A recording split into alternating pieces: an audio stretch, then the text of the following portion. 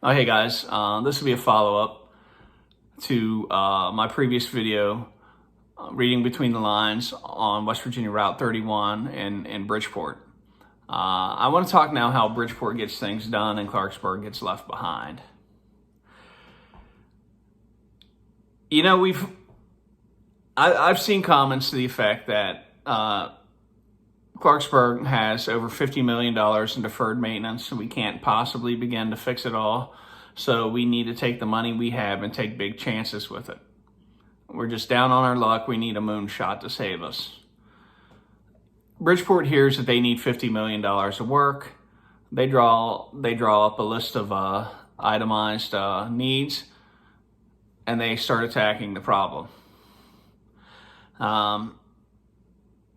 You know, when Bridgeport needs money, the article talks about Andy Lang taking this list of infrastructure needs down to Clarksburg or down to Charleston, lobbying the governor, lobbying the legislature.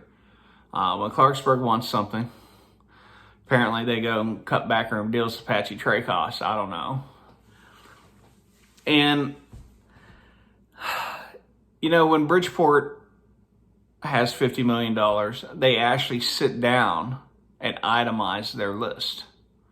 They go through their issues. What can we take care of, and what do we need Charleston to help us with? And you can see now that Bridgeport is spending millions of dollars. They've already got reimbursed from the county for their share of the ARPA money on infrastructure projects. The Clarksburg Council has been playing dress up for a year now, almost every other week in their little special sessions, sitting around in suits. They still don't have lists of priorities. Apparently they didn't even know how dire our infrastructure problems were until the interim city manager and Councilman Hyman confronted them with it. Let's go through the list of some of the projects that Bridgeport's working on.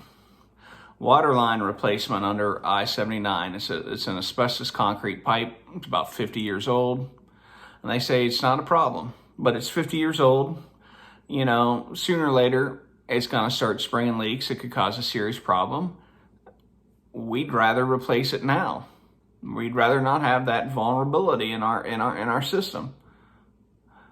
Clarksburg's water supply, most of it, and most of Harrison County's water supply, run along an area of known landslides.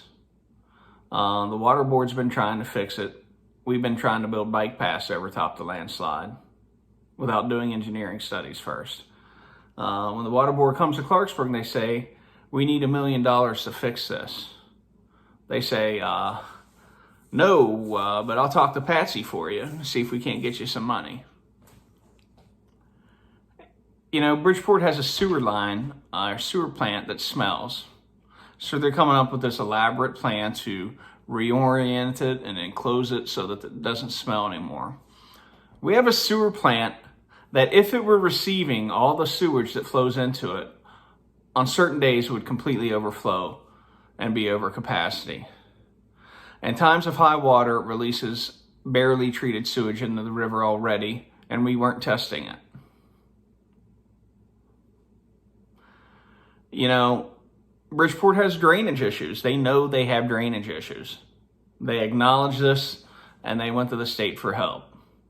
Clarksburg knows it has drainage issues. It has sewer issues. It knows that its streets are being dug up to do $80–90 million of water line replacement. And they haven't gone to Charleston and said, hey, we would like to do our sewer lines at the same time and split the cost. If I was a businessman, I know which one of the two towns I'd locate in. And you can't pinpoint this problem on any one individual in Clarksburg and say that person created all this problem. It's a mindset we have, and it has to change. We have to start thinking differently. I'll holler at you later.